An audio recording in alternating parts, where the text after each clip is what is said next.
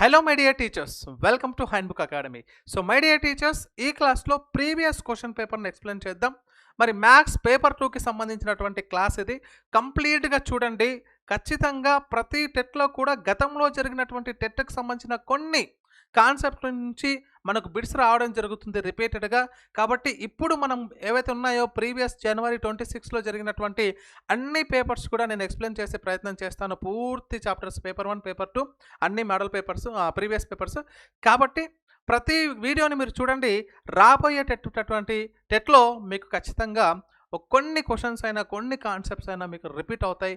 ఆ వీడియోస్ మీకు హెల్ప్ అవుతాయనే ఉద్దేశంతో మరి ఈరోజు ఏం మాట్లాడుతున్నాం సార్ అంటే, తెలంగాణ టెట్ 2026 జనవరికి సంబంధించినటువంటి షిఫ్ట్ టు జనవరి 3లో జరిగినటువంటి మ్యాథ్స్ పేపర్ 2కి సంబంధించినటువంటి కాన్సెప్ట్ అమ్మ. మరొకసారి చూద్దాం ఏం మాట్లాడుతున్నారో. సార్ ఫస్ట్ క్వశ్చన్ చూడండి. 2 క్యూబ్ హోల్ క్యూబ్ అని, 3 square whole square, 5 power of 1 whole square మరియు 4 క్యూబ్ సంఖ్యలను ఆరోహణ క్రమంలో, సో అసెండింగ్ ఆర్డర్లో అంటే చిన్న నుంచి పెద్ద వరకు, పెద్ద విలువ వరకు రాసినట్లయితే ఈ క్రింది వాటిలో ఏ ఆప్షన్ సరైనది అని అడిగాడు.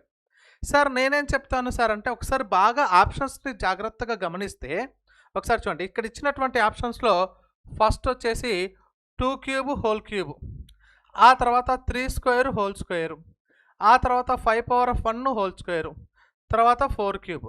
బాగా చూడండి. 4 క్యూబ్ అంటే 64, 5 పవర్ ఆఫ్ 1 హోల్ స్క్వేర్ అంటే 25 వచ్చేస్తుంది. ఇక్కడ 3 స్క్వేర్ అంటే 9, 9 స్క్వేర్స్ 81, 2 క్యూబ్ 8, 8 క్యూబ్ వచ్చేసి 512. చిన్నదేది 25. అక్కడ నుంచి స్టార్ట్ అయినటువంటి ఆప్షన్ ఏదైనా ఉందా చూడండి. ఇది కాదు, ఇది ఉంది, ఇది కాదు, ఇది కాదు. Directly second option correct. ఇంకా మిగతా అవన్నీ మీరు చూడాల్సిన అవసరం లేదు. ఓకే. సో అలా చేయకున్నా కూడా డైరెక్ట్లీగా అంటే అలా చేయాలి అంటే ఖచ్చితంగా ఫస్ట్ ఆప్షన్స్ అన్నీ కూడా వేరువేరుగా ఉన్నాయి, చెక్ చేస్తాం. ఫస్ట్ ఆప్షన్స్ వేరువేరుగా ఉన్న దాంట్లో చిన్నదేది 5 power of 1 whole square, that is 25. అదే స్మాల్ మిగతా వానికంటే. కాబట్టి డైరెక్ట్గా అక్కడికి వెళ్ళిపోతాం. అర్థమవుతుందా? ఇంకొకసారి ఆప్షన్లో 5 పవర్ ఆఫ్ 1 స్క్వేర్ ఇచ్చాడు అనుకోండి, అప్పుడు చెక్ చేస్తాం సెకండ్ ఏది, థర్డ్ ఏది అని. కానీ ఇక్కడ అలాంటి అవకాశం ఇవ్వలేదు. ఆప్షన్స్ సులభంగా ఇవ్వడం జరిగింది కాబట్టి ఈజీగా మనం అది ప్రాజెక్ట్ చేస్తాం. Got it? నెక్స్ట్ క్వశ్చన్ చూడండి. 52 కార్డులో ఉన్నటువంటి ప్రామాణిక పేక ముక్కల కట్ట నుండి ఒక కార్డుని తీస్తే అది రాజు లేదా రాణి లేదా నలుపు రంగు కార్డు అయ్యడానికి సంభావ్యత ఎంత? చాలా ఇంపార్టెంట్ క్వశ్చన్ అండి. చాలా జాగ్రత్తగా వినే ప్రయత్నం చేయాలి. మొత్తం వచ్చేసి డెక్ ఆఫ్ కార్డ్స్ మొత్తం ఎన్ని ఉంటాయి సార్? మొత్తం పేక ముక్కలు ఎన్ని ఉంటాయండి? 52 ఉంటాయి. 52 4 భాగాలుగా డివైడ్ అవుతాయి. 13, 13, 13, 13 మీ అందరికీ తెలుసు. ఈ 26 మొదటి 2 13 బ్లాక్ కలర్లో ఉంటే తర్వాత రెడ్ కలర్స్లో ఉంటాయి. ఎస్ఆర్ నో? ఇలా ఉంటాయి. బ్లాక్ స్పెడ్స్ అని, బ్లాక్ క్లబ్స్ అని, రెడ్ హార్ట్ అని, రెడ్ డైమండ్ అని ఉంటుంది. అయితే ఇందులో మనకి ఏమడిగాడు సార్? ప్రతి 13 సూట్లలో, ప్రతి 13 మొత్తంలో అందులో ఒక రాజు, రాణి మరియు జోకర్ ఉంటాడు. ఎస్. అయితే ఇక్కడ ఏమడుగుతున్నాడు? అది రాజు కానీ రాణి కానీ నలుపు రంగు కార్డ్ అంటున్నాడు. నలుపు రంగు మొత్తం వచ్చేసి 26 కార్డ్స్ ఉన్నాయి, అయిపోయినాయి. అయితే ఇందులో ఆల్రెడీ నలుపు రంగులో రాజు ఉంటాడు, రాణి ఉంటాడు. SR no? సో కాబట్టి వీళ్ళని మళ్ళీ సపరేట్గా చేయాల్సిన అవసరం లేదు. ఈ 13లో ఒక రాజు ప్లస్ రాణి, ఈ 13లో ఒక రాజు ప్లస్ రాణి, మొత్తం నలుగురు మళ్ళీ ఇక్కడ జోడవుతారు. సో మొత్తం ఈ 30 గురించి మాట్లాడుతున్నాడు సార్. ఈ 30 కార్డులలో అవుట్ ఆఫ్ 52, 52 కార్డులలో 30 కార్డులు మనకు ఫేవరబుల్ అవుట్కమ్స్ వస్తాయి. ఓకేనా? సో టోటల్గా 52 ఉంటాయి. అప్పుడు క్యాన్సలేషన్ చేస్తే 2 15 226 is equal to 15/26. Option D is right answer తల్లి. అర్థమవుతుందా? రాజు లేదా రాణి లేదా అన్నాడు.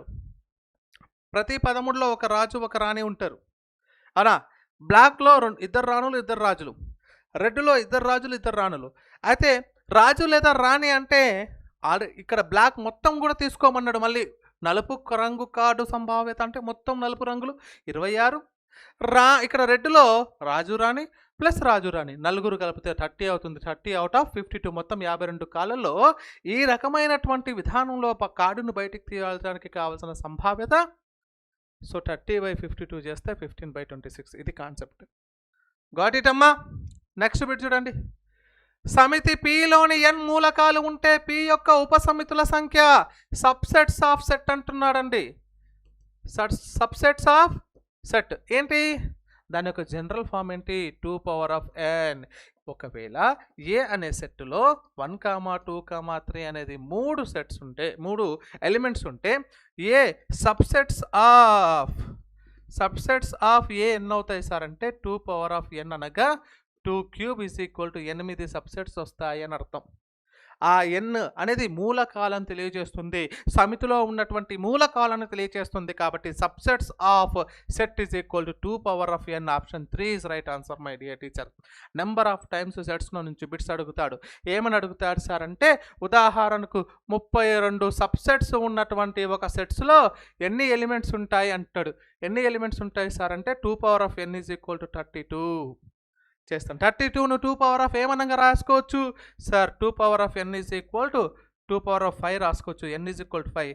5 ఎలిమెంట్స్ ఉన్నటువంటి ఒక సెట్లో ఎన్ని సబ్సెట్స్ వస్తాయి సార్ అంటే 32 సబ్సెట్స్ వస్తాయని అర్థం. ఇలాంటి బిట్స్ మన గతంలో టెట్లో 100 సార్లు అడగడం జరిగింది. నెక్స్ట్ బిట్ అమ్మ. 3 ప్రధాన సంఖ్యలలో 2 జతల కవల ప్రధాన సంఖ్యలు. ఈ వర్డ్ ఈస్ చాలా ఇంపార్టెంట్. ఏమంటున్నాడు? There are 2 primes of the pairs of the twin prime numbers అంటున్నాడు. ఏవేవి అవుతాయి కవల ప్రధాన సంఖ్యలు? 2 జతల కవల ప్రధాన సంఖ్యలు అయ్యేటటువంటివి ఏంటివి? 3 ప్రధాన సంఖ్యలలో వరుసగా చూడండి. 3, 5, 7. ఇక్కడ 3, 5 ఒక కవల ప్రధాన సంఖ్య, 5, 7 ఒక కవల ప్రధాన సంఖ్య. అయితే ఆ మూడింటి యొక్క లబ్ధం యొక్క వర్గము అని అడుగుతున్నాడు. అంటే మనం ఏం చేస్తాం? ఈ మూడింటి యొక్క లబ్ధం ఏంటి? 3, 5, 7 ఈజ్ ఈక్వల్ టు 3 5 15, 15 7 105. మరి 105 యొక్క వర్గం ఎంత? మనకు తెలుసు ఒకట్ల స్థానంలో 5 ఉన్నప్పుడు వర్గం ఏమొస్తుంది? చూడండి 5 ఉంది కాబట్టి 5 5 25. ఆ మిగిలినటువంటి 10కు 1 కలపండి 11 11 10 110. ఇది 11025 ఈజ్ యువర్ ఆన్సర్. వర్గాలు వర్గమూలాలు 8వ తరగతిలో 6వ చాప్టర్లో నేర్చుకున్నాం. ఒకట్ల స్థానంలో 5 ఉన్నప్పుడు ఎలా నేర్చుకోవాలి, స్క్వేర్ ఎలా చేయాలి అనేది. నెక్స్ట్ 12 యొక్క 3 వరుస గుణిజాల మొత్తము 504 అయితే అందులో పెద్ద గుణిజం విలువ ఎలా చేయాలి సార్? ఇది చాలా జాగ్రత్తగా వినే ప్రయత్నం చేయండి. ఏమీ లేదమ్మా, మీకు సగటుకు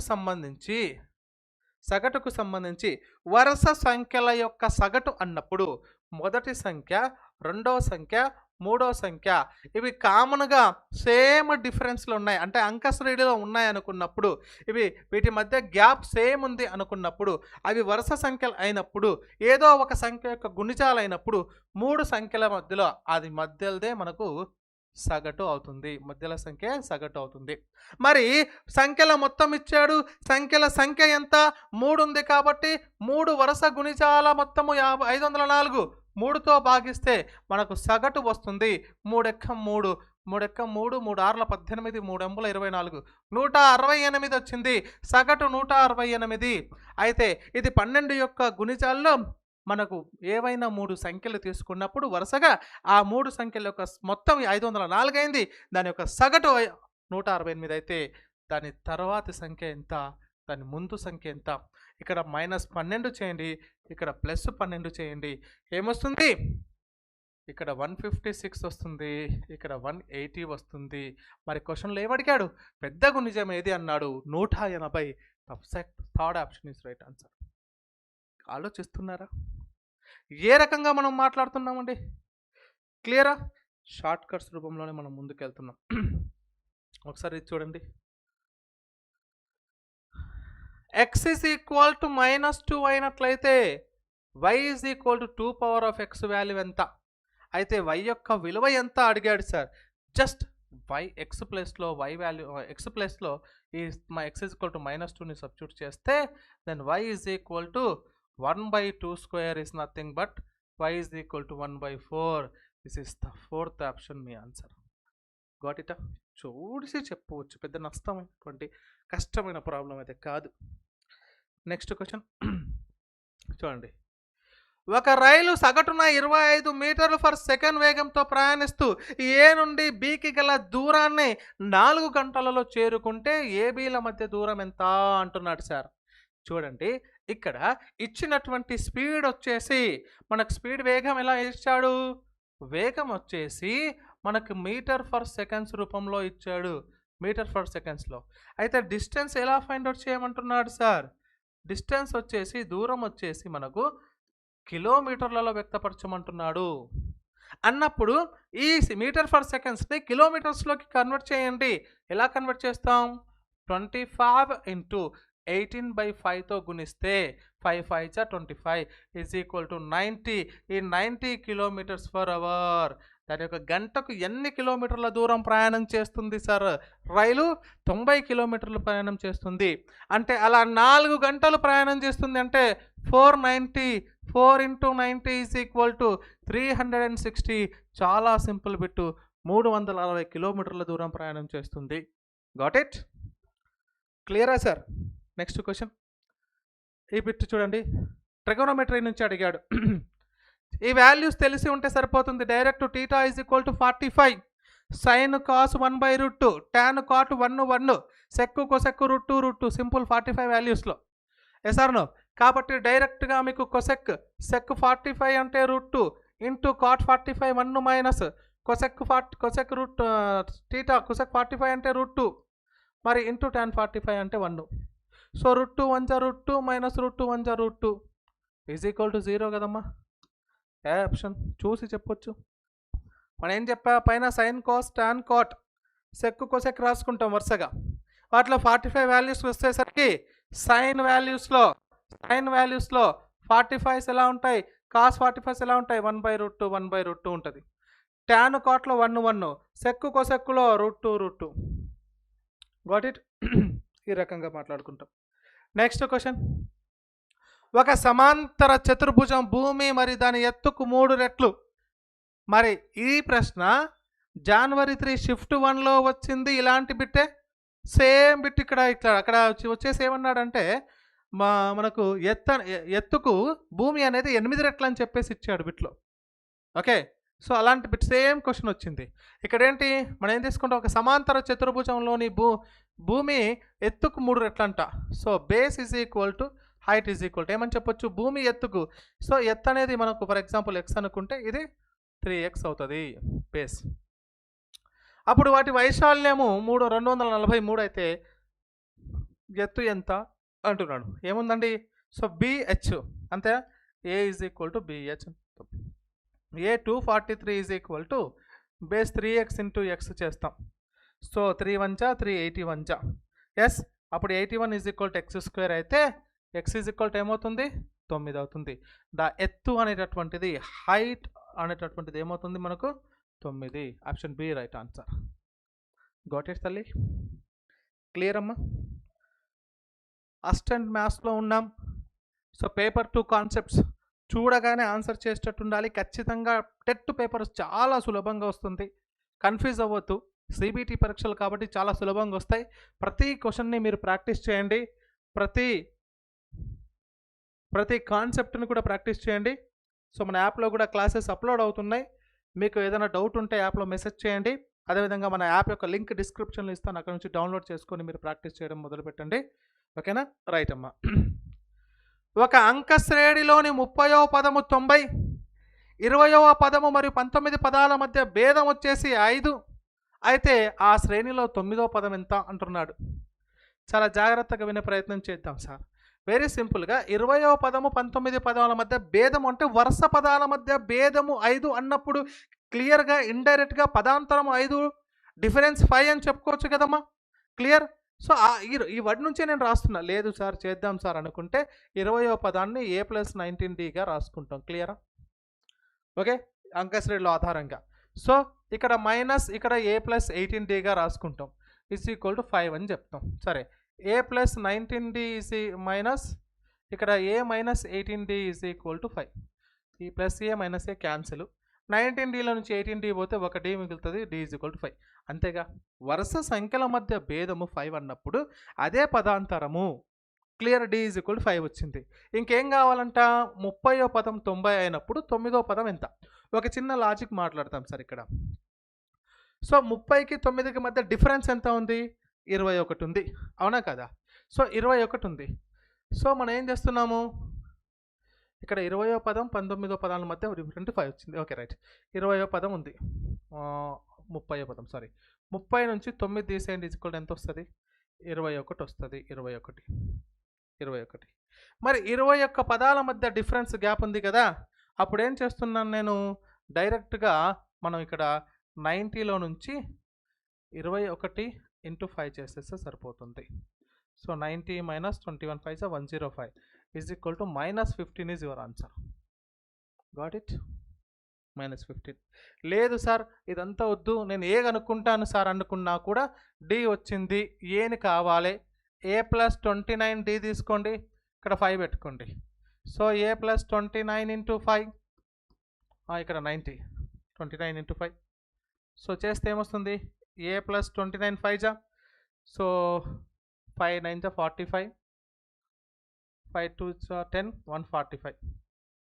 okay right, is equal to 90. So A is equal to 90 minus 145 చేస్తే ఏ ఈజ్ ఈక్వల్ టు ఎంత వస్తుంది మనకు, -55 వచ్చింది. -55. ఇప్పుడు ఏం చేయాలి, ఏ ప్లస్ 8D కావాలి, ఏ ప్లస్ 8D, ఇదే 9వ పదం, ఏ 9 ఈజ్ ఈక్వల్ టు ఏ ఎంతమ్మా, -55 plus 8 into 5 difference, -55 plus 40 is equal to -15 కదా. డైరెక్ట్గా ఇట్లా కూడా చెప్పొచ్చు. గాట్ ఇటా, క్లియరా సార్? ఇలా అయినా కొంచెం ప్రొసీజర్, కానీ నేనేమంటున్నానంటే 30లో నుంచి 9 తీసేస్తే ఎంత, 21 గ్యాప్స్ ఉన్నాయి. ఆ 21 గ్యాప్స్కి సంబంధించిందంటే మనం ఇంటూ చేసుకుంటే సరిపోతుంది.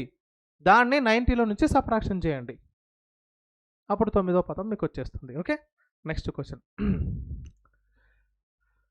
1.6 మీటర్స్ ఎత్తు కలిగినటువంటి ఒక మనిషి 20 మీటర్ల ఎత్తు కలిగినటువంటి ఒక టవర్ నుంచి 18.4 మీటర్ల దూరంలో ఉన్నాడు.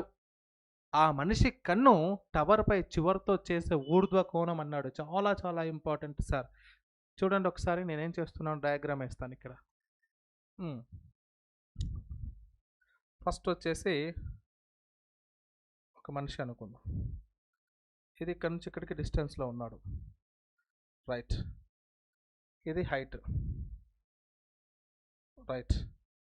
ఇప్పుడు ఏం చేస్తున్నాం,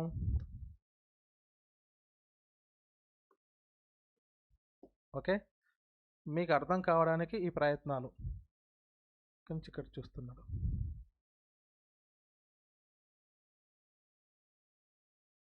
రైట్, ఇప్పుడు ఒకసారి చూడండి, నేనేం రాస్తున్నాను ఇక్కడ అంటే, ఈ మనిషి హైట్ వచ్చేసి 1.6 మీటర్లు కలిగినటువంటి 1.6 మీటర్స్, ఇది హైట్ ఆఫ్ మ్యాన్, మనిషి యొక్క ఎత్తు.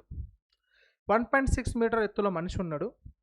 ఇక్కడ నుంచి ఈ పోల్కి ఈ టవర్కి మధ్య, ఇది టవర్ అమ్మా, ఇది టవర్, ఈ టవర్కి మధ్య సంబంధించినటువంటి హైట్ మొత్తం వచ్చి ఎంత ఉంది సార్ అంటే, టవర్ హైట్ వచ్చి 20 మీటర్స్ ఉంది, 20 మీటర్స్ ఉంది. ఈ మధ్య డిస్టెన్స్ వచ్చి 18.4 మీటర్స్ ఉంది, 18.4 మీటర్స్ ఉంది. అయితే మనిషి కన్ను ఇక్కడ నుంచి మొదలు పెట్టుకుంటే టవర్ పైకి చివరిగా ఉండేటటువంటి ఊర్ధ్వ కోణం ఎంత, వాట్ ఈస్ ద థీటా? ఇది క్వశ్చన్ అమ్మా, క్వశ్చన్ ఇది అర్థం చేసుకునే ప్రయత్నం చేయాలి. చూడండి ఒకసారి ఏం చెప్తున్నాడు సార్ అంటే, చాలా జాగ్రత్తగా వినే ప్రయత్నం చేద్దాం. సరే ఇక్కడ చూడండి, ఈ థీటాను మనం ఫైండ్ అవుట్ చేయాలి. అంటే ఇది మొత్తం 20 ఉన్నప్పుడు ఇది 1.6, ఇది కూడా 1.6 మీటర్స్ ఉంటుంది కదా. Got it? మరి అది కూడా 1.6 మీటర్స్ ఉన్నప్పుడు ఈ 20లో నుంచి 1.6 అంటే 1 పోతే 19లో నుంచి 6 పోతే ఇది కూడా 18.4 మీటర్స్ అవుతుంది. ఓకే, అది 18.4 మీటర్స్. ఇక్కడ నుంచి ఈ లెంత్, ఇక్కడ నుంచి ఈ లెంత్ సేమ్ కాబట్టి ఇది కూడా 18.4 మీటర్స్ అయ్యింది. ఇప్పుడు ఒకసారి ఆలోచించండి, ఏం చెప్తున్నాడు సార్ అంటే, ఇక్కడ టీటా వాల్యూ కావాలి. మనం ఒకసారి చాలా జాగ్రత్తగా మాట్లాడుకోవడం జరిగింది. So tan theta is equal to opposite by adjacent 18.4/18.4 cancel చేస్తే tan theta is equal to 1 వస్తుంది. ఎప్పుడు 1 వస్తుంది? టీటా ఈజ్ ఈక్వల్ టు ఎప్పుడు 1 వస్తుంది? 45 డిగ్రీస్లో వస్తుంది. Option D is right answer. చూసి చెప్పవచ్చు. గాట్ ఇట్ అమ్మా. ఈ రెండు సేమ్ అవుతాయి. టీటా ఆపోజిట్ బై అడ్జసెంట్ చేస్తాం, tan వాడుకుంటాం, సరిపోతుంది. గాట్ ఇటా సార్? క్లియర్? అర్థమైంది అనుకుంటాను. నెక్స్ట్ ఇది చూడండి. ఒక వ్యక్తి తన నెలసరి ఆదాయం 3000లో 600 రూపాయలు కిరాణా సామాగ్రి కోసం ఖర్చు చేశాడు. అయితే పై చార్టు కిరాణా సామాగ్రిపై ఖర్చు సూచించినటువంటి కోణం ఎంత అని అడుగుతున్నాడు సార్. ఓకేనా? మరి దాని వాల్యూని మనం ఫైండ్ అవుట్ చేసే ప్రయత్నం చేద్దాం. చూడండి ఒకసారి. ఏమీ లేదమ్మా, దీనికి షార్ట్ కట్ చెప్తాను చూడండి. మొత్తం 3000 ఎంత ఖర్చు చేశాడు? 600 ఖర్చు చేశాడు. మరి 3000లో ఇది ఎన్నో భాగం అవుతుంది? 6 5 30 అంటే 1/5 పార్ట్ అయ్యింది. 1/5 పార్ట్ అయ్యింది. దీన్నే డైరెక్ట్గా 360 డిగ్రీస్ని 5 పార్ట్స్ చేస్తే సరిపోతుంది, 72 degrees. Option C is right answer. ఇట్లా ఆలోచించు. లేదు సార్ నేను కొంచెం ప్రొసీజర్ ప్రకారం వెళ్తానంటే చూడండి, 3600లో ఇంటూ 360 డిగ్రీస్ 360 డిగ్రీలతో చేస్తాం. క్యాన్సిలేషన్ చేసింది. ఈ 2 సున్నాలకి ఈ 2 సున్నాలు క్యాన్సల్. 6 ఎక్కం 6 6లు. ఓకే, ఇక్కడ 360 సారీ 3000 కదా, ఐఎమ్ సారీ, అదే 3600 వేసుకున్నానమ్మా నేను. సో 600 బై ఇక్కడ 3000 ఇంటూ 360 డిగ్రీలు. ఓకే, అప్పుడు 2 సున్నాలకు 2 సున్నాలు క్యాన్సల్, ఇటు పక్కకు 0 0. సో 3 ఎక్క 3 3 12లు 12 6ల 72 72 డిగ్రీస్. ఇట్లా కూడా మీకు వచ్చేస్తుంది. గాట్ ఇట్ తల్లి? క్లియర్ అమ్మా? రైట్. Next question. ఏదైనా ఒక బేసి సంఖ్య యొక్క వర్గాన్ని 8 చేత భాగించినప్పుడు వచ్చే శేషం ఎంత అంటున్నాడు. చూడండి, ఏదైనా ఒక బేసి సంఖ్య, ఉదాహరణకు 3² తీసుకుంటే 9 డివిజిబుల్ 8 చేయండి, రిమైండర్ ఏమొస్తుంది? 1 వస్తుంది. 5² ఈజ్ ఈక్వల్ టు 25/9, రిమైండర్ ఏమొస్తుంది? 8 3 24, 8 3 24, ఒక రిమైండర్ వస్తుంది. పోనీ 7² చేయండి, 49/8 చేయండి, 8 6 48, రిమైండర్ 1 వస్తుంది. 11² 121, ఇక్కడ 11² చేస్తే 121/8 చేయండి, ఇక్కడ కూడా మీకు 15 120, మళ్ళీ రిమైండర్ 1 వస్తుంది. అంటే మీరు ఏదైనా ఒక బేసి వర్గాన్ని 8 చేత భాగించినప్పుడు రిమైండర్ 1 వస్తుంది. సరిపోయిందా? గాట్ ఇట్ అమ్మా? Next question. ఇది చూడండి, చాలా ఇంపార్టెంట్. ఏమంటున్నాడు? x² - 9 into x² plus x - 2 by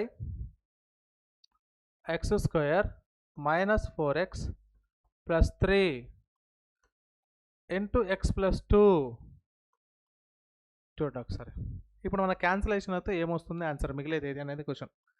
చూడండి ఒకసారి. x² ప్లస్ 9 నేను ఏం రాసుకుంటాను? x² - 3² అనుకోవచ్చు కదా, a² - b² అనుకోవచ్చు కదా. అంటే క్లియర్గా నేను x ప్లస్ 3 ఇంటూ x అంటే ఒక స్టెప్ రాద్దాం అనుకోండి మీ అందరి కోసం. ఏమంటాను? x² - 3² రాస్తాను. ఇక్కడ మనం వర్గ సమీకరణాల్లో భాగంగా మాట్లాడుకున్నాం. x² - x - 2, x² - x - 2 అంటే సి వాల్యూ అనేది 0 కంటే ఎక్కువ ఉంది. ఈ పాజిటివ్స్ వాల్యూస్లో వేరు వస్తాయి అన్నప్పుడు ఏమొస్తాయి? ఇక్కడ మనకు 1 + 2 1 - 1 అంటే x + 2 ఇంటూ x - 1 అన్నట్టు అర్థం షార్ట్కట్లో. ఇది ఏమొస్తుంది? x² ప్లస్ x - 2 అంటే x + 2 ఇంటూ x - 1. కింద ఇది కూడా సి ఏముంది? సి వాల్యూ ఎక్కువ ఉంది. ఈ నెగిటివ్ ఉన్నాయంటే సేమ్ వాల్యూస్ వస్తాయి, 2 పాజిటివ్గానే వస్తాయి. చూడండి, అప్పుడు -2 -2 అంటే ఇక్కడ x అంటే 3 మళ్ళీ ఇంటూ చేస్తే 3 రావాలి కాబట్టి 3 1 జా 3 -3 x - 3 ఇంటూ x - 1 గాట్ ఇటా ఏమొస్తుంది చూడండి ఇక్కడ ఇది -3 ఇది -1 వర్గ సమీకరణాలు క్లాస్ ఉంటే మీకు క్లారిటీగా అర్థమవుతుంది ఇది. సో ఇక్కడ -3 -1 మైనస్ ఇంటూ మైనస్ ప్లస్ 3 1 జా 3 అయింది. -3 -1 కలిపితే -4 అవుతుంది. మళ్ళీ దీన్ని గుర్తులు మారిస్తే శూన్యాలు వస్తాయి కానీ మనం మార్చకూడదు. డైరెక్ట్గా x - 3 x - 1 పెట్టాలి. ఎందుకు మన కారణాంకాలు కావాలి కాబట్టి. కింద వచ్చింది x + 2. ఇప్పుడు ఫైనల్గా పైన మిగిలింది ఏంది x + 3 ఒకటి x - 3 ఒకటి into x + 2 into x - 1 by చూడండి ఇక్కడ x - 3 into x - 1 into x + 2 cancellation ఏమేమవుతాయమ్మా ఏమేమవుతాయి x + 2 x + 2 x - 1 x - 1 x - 3 x - 3 మిగిలింది ఏంటి అక్కడ x + 3 మిగిలింది. So option D is right answer తల్లి. గాట్ ఇట్ అమ్మా రైట్. సో నెక్స్ట్ 105 చూడండి ఇదేం చెప్తున్నాడు 3, 7, 8, 7, 6, 4, 7 యొక్క సగటు మధ్యగత మరియు బాహుళకాల మొత్తం ఎంత. చూడండి ఫస్ట్ ఏం చేద్దామంటే ఇక్కడ వరుసగా రాసుకున్నాం 3, 4, 5 లేదు 6, 7, 7, 8 మొత్తం ఎన్ని 1 2 3 4 5 6 7 7 వచ్చేసాయి. ఇప్పుడు క్లియర్గా ఇక్కడ ఏమడుగుతున్నాడు మీన్ ఎంత మోడ్ ఎంత మీడియన్ ఎంత అడుగుతున్నాడు. అవి మొత్తం కనుక్కోవాలి మొత్తం రైట్. మోడ్ ఎంత అండి 7 క్లియర్గా కనిపిస్తుంది. ఇప్పుడు మనకు మీడియన్ ఎంత అండి 7. మీడియన్ ఈజ్ ఈక్వల్ టు కూడా 7.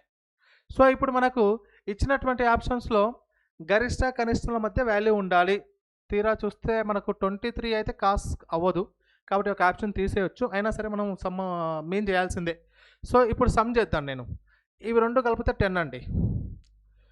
ఇవి రెండు కలిపితే 10 20 ఓకే.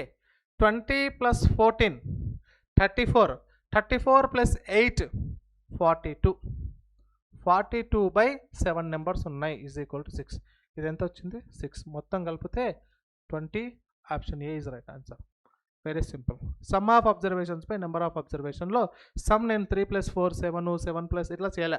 ఏ రెండు కలిపితే 0 అవ్వడానికి ఛాన్స్ ఉంది 10 20 30 100 అవి చెక్ చేసుకొని చేస్తే ఈజీగా అయిపోతుంది. ఓకే నెక్స్ట్ బిట్ 14 లోపు ఉన్నటువంటి బేసి పూర్ణ సంఖ్యల యొక్క సమితి యొక్క కార్డినల్ సంఖ్య అంటున్నాడు. కార్డినల్ సంఖ్య 14 లోపు ఉన్నటువంటి అంటే చూడండి ఇది 2n అనేటటువంటిది ఇది సరి సంఖ్యల యొక్క సాధారణ రూపం. ఎస్ సరి సంఖ్యల యొక్క సాధారణ రూపం క్లియరా. మరి ఈ సరి సంఖ్యల యొక్క సాధారణ రూపంలో n అయితే ఉందో అదే బేసి సంఖ్యల సంఖ్య. అదే బేసి సంఖ్యల సంఖ్య. సో 14ని 2n రూపంలో రాసినప్పుడు 2 1 జా 2 7 జా వస్తుంది. 7 బేసి సంఖ్యల సంఖ్య. బేసి సంఖ్యలు 7 ఉంటాయి. ఆ 7 మనకు కార్డినల్ సంఖ్య అవుతుంది. కాబట్టి option 2 is right answer B. అంతే కదమ్మా. Number of elements of a set cardinal సంఖ్య కాబట్టి 7. నెక్స్ట్ ఒక చతురస్రంలోని ప్రతి భుజం పొడవు సమద్విబాహు లంబకోణ త్రిభుజం యొక్క సమాన భుజాల పొడవుకు సమానమైతే ఆ చతురస్రం యొక్క వైశాల్యము ఆ త్రిభుజం యొక్క వైశాల్యానికి ఎన్ని రెట్లు. ఇండైరెక్ట్ బిట్టు చాలా చాలా ఇంపార్టెంట్. ఒకసారి చూడండి తల్లి ఏం చెప్తున్నాడు సార్ అంటే ఇది ఒక స్క్వేర్ కదా, ఇది ఒక చతురస్రం కదమ్మా, ఇది ఒక చతురస్రము రైట్. చతురస్రం అయితే ఇక్కడ చతురస్రం ఇచ్చి ఏమన్నాడంటే ఒక చతురస్రంలోని ప్రతి భుజం పొడవు సమద్విబాహు త్రిభుజంలోని లంబకోణ త్రిభుజం యొక్క సమాన భుజాలకు సమానము. ఒక సమద్విబాహు త్రిభుజంలో సమద్విబాహు లంబకోణ త్రిభుజం అంటున్నాడు. ఎలా ఉంటుంది సమద్విబాహు లంబకోణ త్రిభుజం అనేటటువంటిది రైట్ ఇలా ఉంటుంది. ఎస్ ఇలా ఉంటుంది. అప్పుడు ఏమవుతుంది సార్ ఇక్కడ గమనించండి ఈ రెండు భుజాలు సమానము, ఈ రెండు భుజాలు సమానము. అయితే ఇది పక్కన పెడితే ఇక్కడేం చెప్తున్నాడు సార్ అంటే జాగ్రత్తగా వినే ప్రయత్నం చేద్దాం. చూడండి ఒకసారి మనం ఒకసారి ఇలా గీసుకుంటే ఈ సమద్విబాహు లంబకోణ త్రిభుజము ఇక్కడ వస్తుందా లేదా? ఈ రెండు భుజాలు సమానము. ఎందుకు? చతురస్రంలోని ఒక భుజము, ప్రతి భుజము సమద్విబాహు లంబకోణ త్రిభుజం యొక్క సమాన భుజాల పొడవుకు సమానము అన్నాడా? సమద్విబాహు లంబకోణ త్రిభుజం ఇది for example A comma B comma C అనే త్రిభుజం తీసుకుంటే ఇది చతురస్రం యొక్క సైడ్ ఏబిఏ. మరి అదేవిధంగా లంబకోణ సమద్విబాహు త్రిభుజం యొక్క భుజము కూడా ఇదే అవుతుందిగా. ఇట్లా చేస్తే ఎస్ అంటే మనం ఒక కర్ణం గీసుకుంటే 1, 2 సమద్విబాహు లంబకోణ త్రిభుజాలు ఏర్పడతాయి అదే చతురస్రానికి సంబంధించిన కండిషన్ ప్రకారం. అప్పుడు ఏమవుతుంది? చతురస్రం యొక్క వైశాల్యము ఆ త్రిభుజ వైశాల్యానికి 1, 2 రెట్లు ఉంటుంది. చిన్న లాజిక్ పాయింట్. గాట్ ఇట్ అమ్మా? క్లారిటీగా అర్థమైంది అనుకుంటాను. ఓకే తల్లి, రైట్. నెక్స్ట్ బిట్ అమ్మా. బహుపది x⁴ ఇంటూ 4 - x⁴ యొక్క పరిమాణం ఎంత అంటున్నాడు. సార్ x విషయంలోనే కదా పరిమాణాలు వచ్చేది చరరాశి పైన. ఇవి రెండు ఇంటూ చేస్తే పవర్ ఎంత వస్తుంది? 6 + 4 10 వస్తుంది. Option C is right answer. దీన్ని పెద్దగా ఆలోచించాల్సిన అవసరం లేదు. Next question. ఒక చతురస్రంలోని సౌష్ఠవ రేఖల సంఖ్య 4. చతురస్రంకి the number of symmetry lines of a square is 4. Okay, it's basic concept. ఇది చూడండి ఒకసారి ఏమంటున్నాడు. సంవత్సరానికి 6% సాధారణ వడ్డీ రేటుతో 1200 రూపాయల పైన వడ్డీ 180 రూపాయలు సంపాదించడానికి ఎన్ని సంవత్సరాల కాలం పడుతుంది అంటున్నాడు సార్.